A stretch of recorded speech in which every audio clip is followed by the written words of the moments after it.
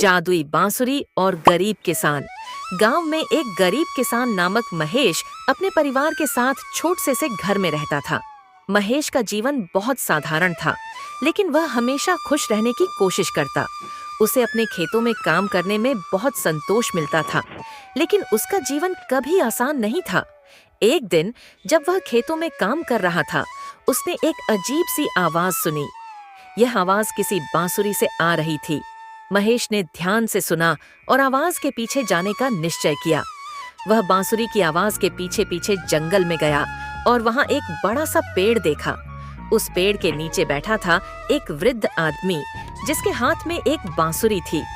महेश ने उस वृद्ध से पूछा, तुम कौन हो और ये बांसुरी कैसी आवाज निकाल रही है? वृद्ध हंसते हुए बोला, मैं एक साधु हूँ और यह बांसुरी जादुई है। इस बांसुरी के द्वारा मैं लोगों की इच्छाएं पूरी करता हूँ, लेकिन ध्यान रखना, हर इच्छा का एक दाम होता है। महेश ने उत्सुकता से पूछा, क्या मैं भी अपनी इच्छा पूरी कर सकता हूँ? वृद्ध साधु ने कहा, तुम्हारा मन अगर साफ है और तुम दूसरों की मदद करना चाहते हो, तो तुम्हारी इच्छा पूरी हो सकती है। महेश ने सोचा और फिर कहा, मैं चाहूंगा कि मेरे परिवार को जीवन में सुख समृद्धि मिले और मेरे पास इतना धन हो कि मैं हर किसी की मदद कर सकूं। वृद्ध साधु ने बांसुरी बजाई और अचानक महेश के सामने एक चमकदार बांसुरी प्रकट हुई।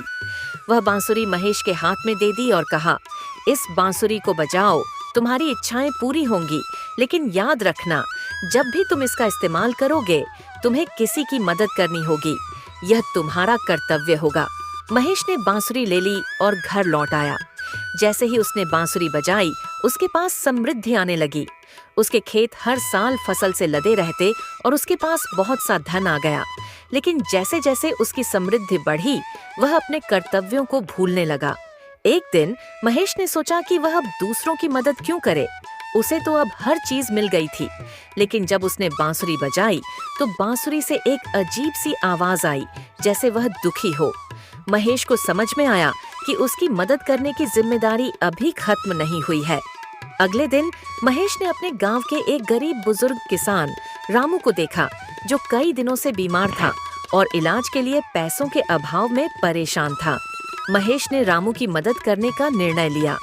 उसने रामू का इलाज कराया और उसके परिवार के लिए भी जरूरत की सभी चीजें उपलब्ध करवाईं। इसके बाद ही बांसुरी की आवाज शांत हुई। महेश ने समझा कि असली समृद्धि दूसरों की मदद करने में है, न कि केवल अपनी इच्छाएं पूरी करने में। उसे यह एहसास हुआ कि जब तक वह दूसरों के लिए कुछ अच्छा नहीं करेगा, उसकी समृद्धि अधूरी रहेगी।